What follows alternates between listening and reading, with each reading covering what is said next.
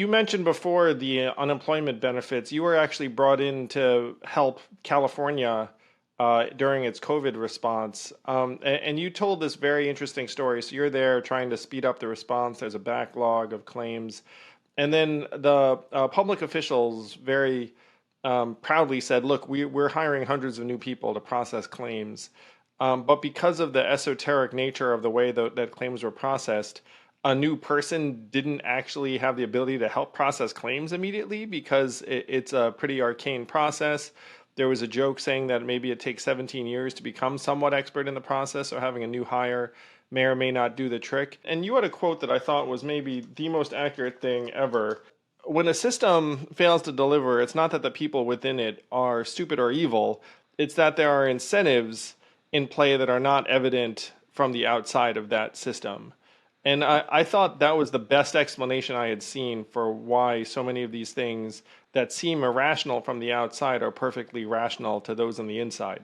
100%. I think I wrote the book in part because I've been doing this work now for 13 years, and I encounter so many folks who are upset about government in general, upset about government service delivery, and it's easy to ascribe sort of, negative intentions or incompetence to the people doing it. And that is so rarely what I've found working inside. The old adage, it's the system, not the people, is really, really, really true. You called it a joke, that this guy had been here 17 years and was still new. It wasn't a joke, Andrew. Like, he was literally saying that the system that they use to deliver benefits to the people of California is so complicated, so abstruse, so complex, that 17 years of working there, he still felt like he was learning it. And he said, the folks who actually know how this works have been here 25 years or more. And that's another reason I wrote the book, was that it's so easy to look at the technology that government uses to deliver these systems and say, oh, that's bad. They must have bad programmers. They must hire bad companies. But when you really peel back the layers and look what's going on there, it would be very hard for technology to be delivering that well. There's a lot to say about how government builds and buys technology. That whole requirements issue is a big part of it, and there are many others. But when you look at something like unemployment insurance, there are layers of technology that go back to the 80s, and we've had sort of a new layer of technology added every decade, essentially, since then. Yeah. You described it as archaeology. I thought of it as like rings in a tree. Exactly, yeah. But it's, these things have just sort of been left there, and then they try to add on to it, but there's not a lot of backwards compatibility that happens, and you sort of create new systems instead of refreshing the old one. And that is a problem. I give you that. And that's what we as citizens see.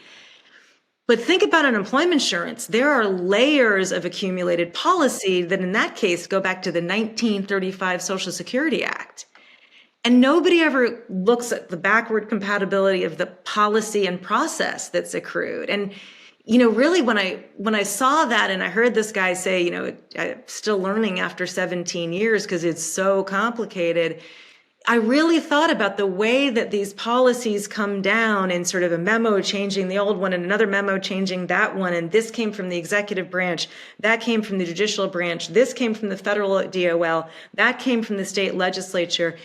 It kind of falls and just sits there and has to be, learned for so many years that it is impossible to deliver these services, not just because the technology hasn't been built well, but because the people who create our laws and policies, our elected leaders, always add and they never subtract. And there's very little attempt made to go back and sort of rationalize and simplify those it's almost 90 years of policy accumulation and cruft in unemployment insurance. And that's true everywhere.